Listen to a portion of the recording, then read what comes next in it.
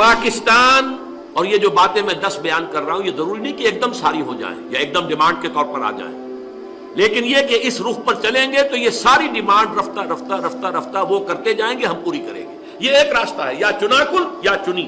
وہ چنا کیا ہے؟ نمبر 1، اپنے جینیسس کو اور اپنے آئیڈیولوجیکل بیک گراؤنڈ کو بھول جاؤ، فرگیٹ اباؤٹ اٹ۔ کیوں پاکستان بنا تھا، کیا وعدے کیے تھے اللہ سے، کیا نعرے لگائے تھے، کیا کہا تھا، کیا پس منظر تھا، جسٹ فرگیٹ اباؤٹ اٹ۔ اور ایک آئیڈیولوجیکل اسلامک اسٹیٹ ہم نے بنائی ہے، اور ہم دنیا میں بقول قائد اعظم ہم عہد حاضر میں اسلام کے اصول حریت و اخوت و مساوات کا ایک نمونہ پیش کرنا چاہتے ہیں، اور بقول علامہ اقبال مبشر پاکستان مفکر پاکستان، اگر جیسا کہ مجھے یقین ہے ہندوستان کے شمال مغرب میں ایک آزاد مسلمان ریاست قائم ہوگی تو ہمیں موقع مل جائے گا کہ ہم اسلام کے چہرے پر جو بدنما داغ آ گئے تھے دور ملوکیت میں، وہ چاہے دور بنو امیہ تھا یا دور بنو عباس تھا یا وہ ترکان عثمانی کا دور تھا، یہ بادشاہ لوگ تھے، انہوں نے اسلام کا حلیہ بگاڑا ہے، تو اسلام کو دنیا پہچانتی اس حوالے سے ہم اثر نو جو ہے اصل اسلام، ظاہر بات ہے کہ دور ملوکیت سے پہلے کا اسلام جو تھا وہ دورہ خلافت راشدہ کا اسلام تھا۔ Just forget about it, number 1۔ Number 2، مغربی سیکولر جمہوریت کو یکسو ہو کر اس کے جملہ متضمنات کے ساتھ اختیار کرو۔ اس میں اس وقت مطالبہ ہے کہ جمہوریت بحال کرو، جمہوریت بحال کرو، جمہوریت بحال کرو، یہ بیسک ڈیموکریسی، یہ جو ہے جو نیچے کا تم کر رہے ہو لوکل باڈیز، اس سے ہم نہیں مطمئن نہیں ہیں، لیکن اصل تو یہ ہے کہ جمہوریت کے ساتھ ساتھ دو اس کے اندر جو مطالبے مثمر ہیں۔ تم نے مذہب کی بنیاد پر قادیانیوں کو غیر مسلم قرار دیا، ٹیک اٹ بیک۔ یہ کیا پرانے زمانے کی دقیانوسیت ہے تمہاری؟ مذہب کی بنیاد پر انسانوں میں فرق، آپ کو تو ہندوؤں اور مسلمانوں کے درمیان فرق نہیں کرنا چاہیے، کجا یہ کہ وہ ایک قوم جو اپنے آپ کو مسلمان کہتی ہے۔ اور نمبر 2، یہ کیا قانون بنایا ہے؟ یہ قانون تحفظ ناموس رسالت، توہین رسالت کا قانون، غالباً 295C ہے۔ یہ کیا ہے؟ لبرلزم کا دور ہے، ہر شخص کو کہنے کا حق ہے۔ دیکھتے نہیں ہم اپنے خدا کے لیے یہودیوں سے یہ الفاظ سننے کو تیار ہے کہ سن آف گاڈ تھا، سن آف گاڈ نہیں، سن آف مین تھا، وہ پوری پکچر انہوں نے بنائی son of man. Son of God کہاں کہتے تم اس کو؟ Son of man. اور مین کا بھی جو بیٹا جو ہے وہ حرامی طریقے پر ہے، جوزف کا بیٹا ہے، اور جوزف جو ہے کارپینٹر، اس سے اس کی شادی ابھی نہیں ہوئی تھی مریم کی سلام علیہا، وداعی نہیں ہوئی تھی، رشتہ تھا صرف۔ یہ باتیں ہم برداشت کرتے ہیں، حالانکہ ہمارے نزدیک وہ خدا کا بیٹا ہے، ہم جھیلتے ہیں کہ نہیں؟ تو سلمان رشدی نے اگر کچھ کر دی بکواس تو تمہیں اتنی تکلیف کیوں ہے؟ پوری مغربی دنیا سلمان رشدی کی پشت پر آ گئی، پورے جو ہے پورے پلین لورڈز اس کی کتاب کے سیٹنک ورسز کے جو ہے پورے ہوائی جہاز بڑھ کر دنیا میں گئے کتابوں کے، اور ہم سے کہا گیا یہ تم نے کیسے قانون بنا دیا؟ آپ کو معلوم ہے یہ قانون توہین رسالت کے اوپر پوپ صاحب بھی بولے ہیں، صدر صاحب بھی بولے ہیں امریکہ کے، پوری دنیا جو ہے اس کے پیچھے ہے۔ تو جمہوریت جو سیکولر جمہوریت کے تقاضوں کو اس کے جملہ متضمنات کے ساتھ جو ہے وہ تسلیم کرو۔ نمبر 3، کشمیر کو بھول جاؤ، فرگیٹ اباؤٹ کشمیر۔ بلکہ اگر میں ترجمانی ذرا اپنے الفاظ میں کر رہا ہوں، اب تو اگر بھارت لائن آف کنٹرول کو مستقل سرحد ماننے پر تیار ہو جائے تو بہت غنیمت سمجھنا۔ کبھی ایک دور تھا جب بھارت کہتا تھا یہ اور تم نہیں مانے، اب تو بھارت اس کو بھی نہیں مانے گا۔ وہ تلا ہوا حملہ کرنے پر آزاد کشمیر پر، آپ نے سردار عبدالقیوم کا بیان پڑھ ہی لیا ہوگا، پوری تیاری ہے۔ اور جس طریقے سے کہ آج بیان آیا ہے، آج کی سرخی تھی نوائے وقت کی، اب مسئلہ کشمیر کا نہیں پاکستان کا ہے۔ کہاں کشمیر کی باتیں کرتے ہو؟ آپ پاکستان کی خیر بناؤ۔ آپ کو معلوم ہے جب آیا تھا لاہور واجپئی تو کہیں نواز شریف صاحب نے اپنے اسی خلوص و اخلاص میں کہیں کہہ دیا، اور سمجھتا تھا کہ شاید یہ بھی ریسیپروکیٹ کرے گا، کچھ نہ کوئی بات اچھی کہے گا کہ کشمیر کے بغیر پاکستان نامکمل ہے۔ فوراً جواب ملا ہے پاکستان کے بغیر بھارت نامکمل ہے۔ یہ جواب تھا واجپئی کا، دوستی کی ہائٹ پر، وہ تو دوستی کا وقت تھا نا، انتہائی دوستی کی ہائٹ پر بھی یہ شے تھی جو اس کے دل کے اندر سے تھی، وہ باہر آئی۔ نمبر 4 اپنا یہ نیوکلیئر پروگرام رول بیک کرو، ختم کرو، سی ٹی بی ٹی پر فوراً دستخط کرو۔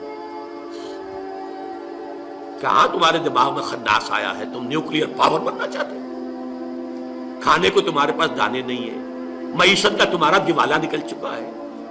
دیوالا تو تم ہو چکے ہو، یہ تو ہم نے تمہیں کچھ سپورٹ دے کر، جیسے لائف سپورٹس ہوتی ہیں، وہ مریض پڑا ہوا ہے، اس کی اصل موت تو واقع ہو چکی ہے، لیکن لگا رکھی ہے نلکیاں، کوئی پیس میکر بھی لگا ہوا ہے دل کے اندر بھی، وہ بھی اس کو دھکے دے دے کر چلا رہا ہے، اور کوئی آکسیجن بھی لگی ہوئی ہے۔ اس طرح کا تو تمہارا معاملہ ہے۔ نمبر 5 جہادی تنظیموں کو کچل ڈالو۔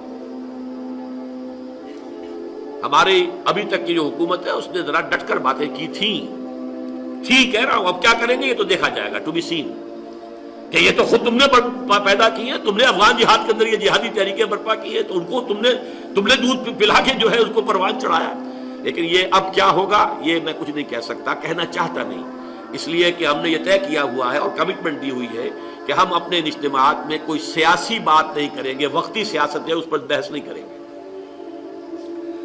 نمبر 6 طالبان سے تمام روابط ختم کرو، اس کے گھیراؤ کو جو ہم نے اسکیم بنائی ہوئی ہے اس کے اندر ہمارا ساتھ دو، اسامہ ابن لادن کو پکڑنے میں ہمارا ذریعہ بنو۔ نمبر 7 جیسا کہ میں نے کہا تھا یہ چیزیں ایک دم نہیں آئیں گی، لیکن یہ ایک راستہ ہے، دو راہ ہے، ادھر جائیں گے تو 1 میل 2 میل 3 میل 4 میل آگے آتے جائیں گے نا، یہ سنگھائے میل ہیں اس ایک راستے کے۔ نمبر 7 دینی مدارس پر کریک ڈاؤن کرو، اول تو انہیں ختم کرو۔ علیحدہ دینی مدارس کہاں ہیں؟ ترکی میں ہے، سعودی عرب میں ہے، یہ آزاد دینی مدارس چمانی دارت سارے حکومت کے تحت ہونے چاہیے، اور یہ خطیب حضرات جو چاہتے ہیں منہ میں آتا کہہ دیتے ہیں، یہ جمعے کے خطبے ہو رہے ہیں، کنٹرول کرو انہیں۔ کیا ترکی میں کوئی خطیب جو چاہے تقریر کر سکتا ہے؟ کیا سعودی عرب میں کوئی خطیب جو ہے جو اپنے جی میں آئے بیان کر سکتا ہے؟ تو مدارس بھی ختم کرو، دینی تعلیمات کو شامل کر لو اپنی کالجوں میں، یونیورسٹیوں کے اندر جو بھی ہے، اسلامیات تم نے رکھا ہوا کچھ اور رکھ لو، ایک شریعت کالج علیحدہ بنا لو، ایک خاص حد سے آگے جا کر، جیسے سعودی عرب میں ہائی اسکول کی تعلیم بالکل مشترکہ ہے، تمام علوم جدید بھی اور قدیم بھی اس میں پڑھائے جا رہے ہیں، دین کی بھی تعلیم آتی ہے۔ اس کے بعد یہ کلیت الشریعہ ہے، یہ کلیت اصول الدین ہے، یہ کلیہ فلاں طب کا ہے، یہ کلیہ جو ہے ہندسے کا ہے، انجینئرنگ کا، کلیات میں چلے جاؤ۔ لیکن یہ شکل جو دینی مدارس کی ہے، جو پاکستان اور ایران میں خاص ہے، صرف 2 دنیا کے یہ مسلمان ممالک ہیں، مجھے اور ہو سکتا ہے کسی اور جگہ بھی ہو لیکن میرے علم میں نہیں، جہاں دینی مدارس آزاد ہیں۔ انگریز کے دور میں بھی جب انگریز کی جو ہے ایک طرح کی تھوڑی سی حکومت ہی کہہ لیجئے کہ ایران کے اوپر بھی تھی، اگرچہ ڈائریکٹ رول کبھی نہیں کیا انگریز نے ایران کو، وہاں اس وقت بھی ان کے دینی ادارے بالکل انٹیکٹ رہے۔ اسی طرح ہندوستان کے اندر بھی دینی ادارہ دیوبند یہ اپنی جگہ پر انٹیکٹ رہے، چلتے رہے، اور اب بھی وہ آزاد ہے، یہاں بھی آزاد ہے، لیکن انہیں ختم کرو۔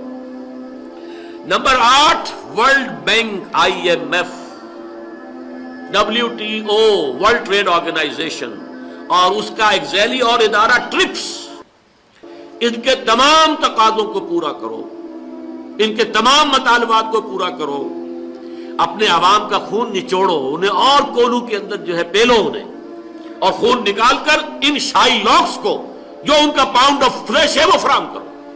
یہ ٹرپس جو ہے آپ نے بھی شاید پہلے ہی سنا ہو، آج میرے علم میں بھی حال ہی میں یہ بات آئی ہے کہ یہ ایک اور ذیلی معاہدہ ہے WTO کا، اور وہ ذیلی معاہدہ یہ ہے کہ دنیا میں بیج جو ہیں ان کی ڈسٹریبیوشن کا کام صرف جو ملٹی نیشنلز ہیں ان کے ذریعے ہوگا، کوئی ملک یا اس کے شہری، اس کے کاشتکار اپنے پاس بیج نہیں رکھ سکیں گے، قانوناً جرم ہوگا۔ اور اس کی وجہ کیا ہے؟ وہ یہ کہتے ہیں کہ ہم نے جو یہ مختلف اجناس ہیں ان کے اندر جینیٹک جو ڈیولپمنٹ کی ہے، جس سے کہ نئی نئی اجناس کی شکلیں پیدا ہوئی ہیں، جس سے پیداوار زیادہ ہوتی ہے، یہ تو ہے، صحیح ہے، یہ ہم نے ریسرچ کی ہے، بہت اس میں پیسہ خرچ کیا ہے، تو اس کا جو اب ادارہ قائم ہو رہا ہے وہ کیا ہے؟ یہ ٹرپس کیا ہے؟ یہ ہے trader related intellectual property rights, trade oriented related TRIPS, intellectual جو ہم نے کام کیا ہوا ہے، یہ بیج جو ہے ہم نے ڈیولپ کیے ہیں، لہذا اس کے اوپر ہمیں نفع ملنا چاہیے. ہم صرف ڈیل کریں گے. کوئی ملک جو WTO کے تحت آ جائے گا وہ اپنا بیج پیدا نہیں کر سکے گا, نہ کوئی کاشتکار اپنے پاس بیج رکھ سکے گا. یہ ہے جس کے خلاف ایک تحریک بھی ہمارے ملک میں چلی ہے. یہ دنیا اسلام بیداری کونسل کے نام سے اس میں انہوں نے تحریک بھی کی ہے اور پشاور میں کوئی سیمینار بھی کیا ہے. یہ چوتھا ادارہ ہے جو یہ گلوبلائزیشن, یہ جس کو میں نے ایک مرتبہ تقریر کی تھی تو کہا تھا گلوبلائزیشن, اور یہ دنیا میں کہا جا رہا ہے یہ گلوبلائزیشن ہے کہ پوری دنیا کی معیشت کو ہڑپ کر جائیں, باقی صرف رہ جائیں ہمارے رحم و کرم پر. ہماری ملٹی نیشنلز ہوں گی, انہی کی حکومتیں ہوں گی, انہی کے ملازم ہوں گے. عام آدمی جو ہوگا پاکستان کا, ہندوستان کا, کہیں اور کا, وہ ورکر ہوگا, اسے تو سبسسٹنس لیول دیں گے. باقی کچھ ان میں ذہین جو ہوں گے انہیں مینیجرز بنا لیں گے, ایگزیکٹوز میں لے آئیں گے, انہیں لاکھوں کی تنخواہ بھی دے دیں گے. لیکن یہ ہے کہ بہرحال ان سے خرچ بھی سارا کرا لیں گے اور وہ کنزیومرزم کے تحت وہ واپس بھی ہم لے لیں گے. بس یہ نظام ہوگا پوری دنیا کے اندر. آزادی, ٹریڈ آزادی ختم. آزادی اس کی ختم کہ آپ امپورٹ کے اوپر کوئی قدغن لگا سکے, کوئی امپورٹ جو ہے اس کے اوپر ٹیکس لگا سکے, کوئی اپنی لوکل انڈسٹری کو پروٹیکٹ ختم نہیں کر سکتے, بالکل نہیں کر سکتے. آپ کو سارے اپنے دروازے کھول دینے ہوں گے ہمارے ملٹی نیشنلز کے لیے. اور یہاں تک کہ تو زراعت پر میں آ گیا, ٹریڈ اور جو ہے انڈسٹری اس کا معاملہ تو دور رہا, WTO جو ہے, لیکن یہ جو ٹرپس ہے اس نے تو گویا کہ زراعت کو بھی پورے طور پر شکنجے میں لینے کے لیے کہ یہ ہمارے جو ہے پروپرائٹری رائٹس ہیں, ہم نے ڈیولپ کیے ہیں یہ بیج, لہذا ان سے ہمیں نفع ہونا چاہیے. صرف ہم جو ہے سپلائی کریں گے اور بیچیں گے اور کوئی ملک یہ کام نہیں کر سکے گا. یہ ہے جو اس وقت پوری دنیا میں ہو رہا ہے. اس لیے میں نے کہا ورلڈ بینک, IMF, WTO اور TRIPS ٹرپس, ان کے تمام تقاضوں کو بتمام و کمال پورا کرو اور اپنے عوام کے خون کو اور نچوڑ کر ہمارے شائلوکس کو جو ان کا پاؤنڈ آف فلیش ہے فراہم کرو. نمبر 9, بھارت کو سیدھے سیدھے ریجنل سپر پاور کی حیثیت سے تسلیم کرو, اس کے سامنے سر جھکاؤ اور صرف 10 گنا بڑا نیپال بننے کے لیے ذہناً اور جذباتی طور پر تیار ہو. تمہارے اور نیپال میں اتنا ہی فرق ہے, رقبہ تمہارا 10 گنا ہے بس. باقی جس طرح وہ تابع محمل ہے بھارت کا, ایسے ہی تمہیں بننا پڑے گا. اور آخری 10ویں بات, یورپی اور بھارتی ثقافت کی جو یلغار ہے اس کے لیے اپنے دروازوں کو کھول دو. اور جو